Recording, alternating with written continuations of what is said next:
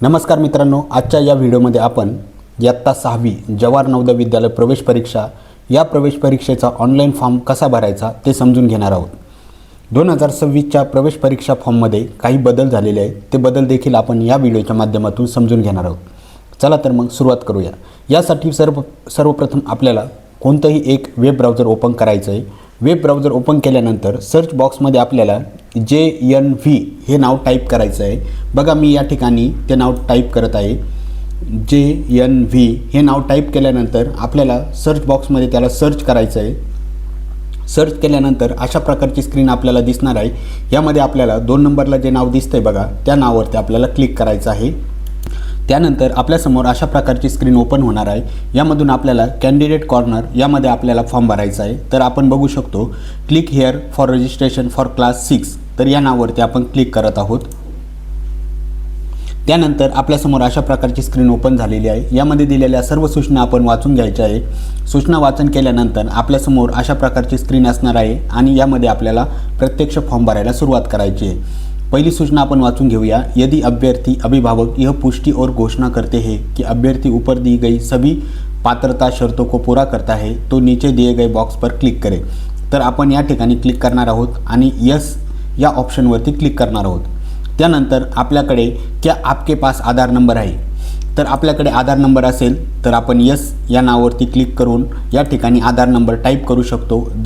जर आपल्याकडे आधार कार्ड नसेल तर आपण नो हे ऑप्शन निवडायचं आहे। नो हे ऑप्शन निवडल्यानंतर अशा पद्धतीची स्क्रीन आपल्यासमोर ओपन होईल। अशा पद्धतीचा ऑप्शन आपल्यासमोर ओपन होईल।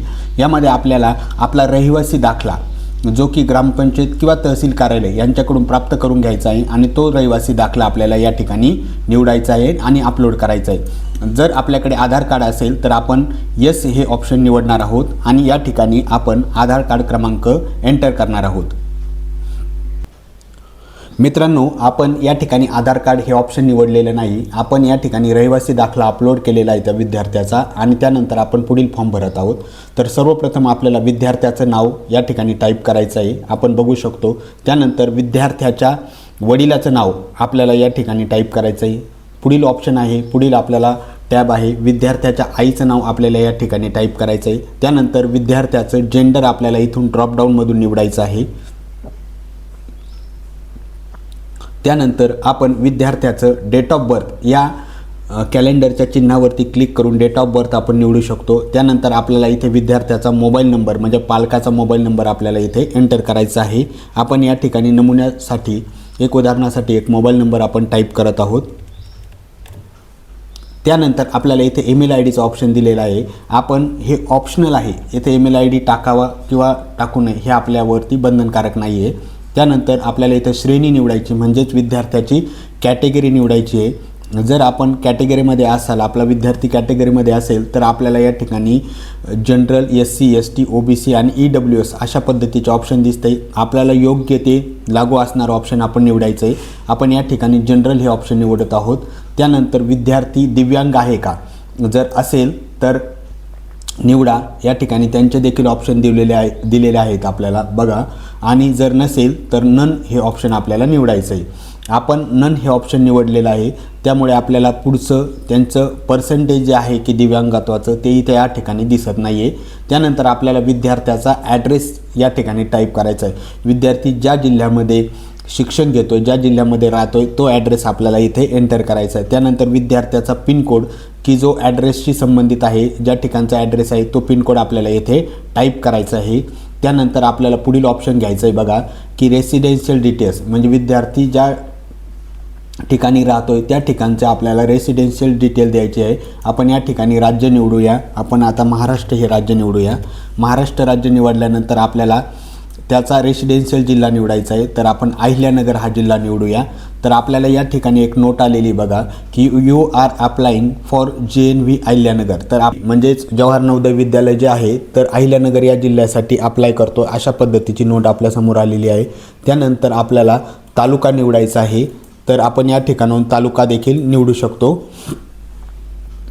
त्यानंतर पुढील ऑप्शन आहे क्या आप NIOS के अभ्यर्थी आहे, तर या ठिकाणी आपल्याला नो हे ऑप्शन निवडायचं आहे।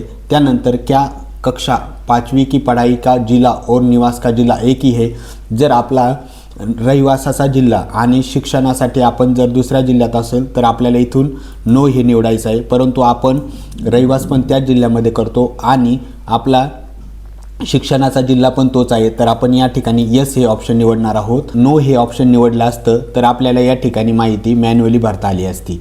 त्यानंतर पुढील ऑप्शन आहे परीक्षा का माध्यम.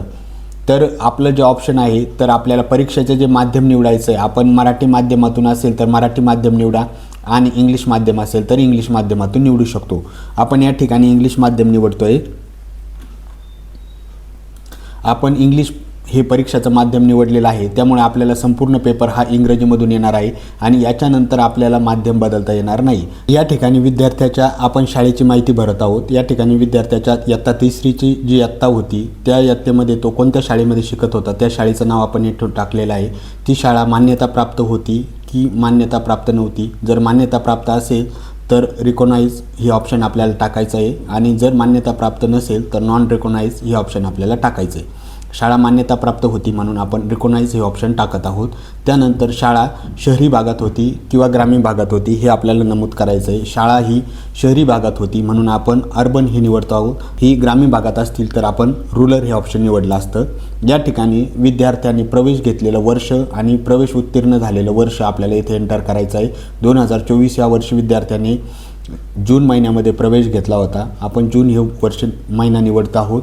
त्यानंतर विद्यार्थी कोणत्या महिन्यामध्ये 2025 मे महिन्यामध्ये उत्तीर्ण झालेला आहे म्हणून आपण मे महिना हा निवडत आहोत.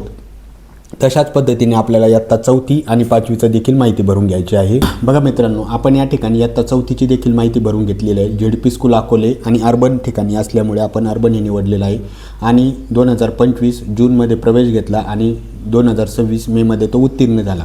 आता आपल्याला 5वी या इयत्तेची माहिती द्यायची आहे. तर विद्यार्थ्याची शाळेचं नाव आपण टाकलेलं आहे या ठिकाणी. त्यानंतर शाळा ही मान्यता प्राप्त आहे का तर आपण या ठिकाणी ते देखील टाकलं आहे. त्यानंतर शाळा ही शहरी भागात आहेत का की ग्रामीण भागात. आपण शहरी भागात असल्यामुळे शहरी भाग निवडलेला आहे. तो विद्यार्थी 2026 जूनमध्ये इयत्ता 5वीमध्ये प्रवेश झालेला आहे आणि आपण या ठिकाणी आता जी माहिती आहे ती मे करत आहोत कारण तो विद्यार्थी मेमध्ये उत्तीर्ण होणार आहे. आणि या ठिकाणी आपल्याला एक नोट आलेली आहे, you are an urban candidate, म्हणजे आपण शहरी भागातील विद्यार्थी आहोत. आता जी परीक्षा होणार आहे प्रवेश परीक्षा तर आपला शहरी मेरिटमधून विचार केला जाणार आहे, ग्रामीण मेरिटमधून आपला विचार होणार नाही. या ठिकाणी यासाठी ही नोट आहे. त्यानंतर आपण आता पुढची माहिती भरून घेऊया की या ठिकाणी आपल्याला अभ्यर्थी माता पिता अभिभावक के द्वारा शपथपत्र. तर ही सूचना आपल्याला हे शपथपत्र आपल्याला वाचून घ्यायचं आहे. अभ्यर्थी का फोटो अपलोड करे. तर या ठिकाणी आपल्याला विद्यार्थ्याचा फोटो अपलोड करायचा आहे जो की 10 आणि 100 KB, 10 KB जास्त आणि 100 KB कमी असेल अशा पद्धतीचा JPG फोटो आपल्याला अपलोड करायचा आहे. या ठिकाणी मी एक फोटो आयकॉन अपलोड केलेला आहे. त्यानंतर आपल्याला विद्यार्थ्याचे हस्ताक्षर अपलोड करायचे आहे की जी सिग्नेचर असणार आहे ती आपल्याला JPG फॉर्मॅटमध्ये अपलोड करायची आहे आणि फॉर्मॅट आहे JPGचा आणि साईज असणार आहे 10 KB जास्त आणि 100 KB कमी. सिग्नेचर देखील अपलोड केलेली आहे. त्यानंतर आपल्याला माता या पिता के हस्ताक्षर अपलोड करे. आपल्याला विद्यार्थ्याच्या आईचे किंवा वडिलांचं हस्ताक्षर म्हणजे सिग्नेचर अपलोड करायची आहे. पहिल्यासारखाच फॉर्मॅट आहे तो आपण या ठिकाणी अपलोड करूया. आपण विद्यार्थ्याच्या पालकाचं हस्ताक्षर अपलोड केलेलं आहे आणि या ठिकाणी श्रेणी प्रमाणपत्र अपलोड करे. जर आपण कॅटेगरीमध्ये असेल तर आपण या ठिकाणी कास्ट प्रमाणपत्र अपलोड करू शकतो आणि नंतर सेव्ह अँड प्रिव्ह्यू यावरती क्लिक करून आपण आपल्या फॉर्मचा प्रिव्ह्यू बघू शकतो आणि त्यानंतर आपण आपला फॉर्म सबमिट करू शकतो.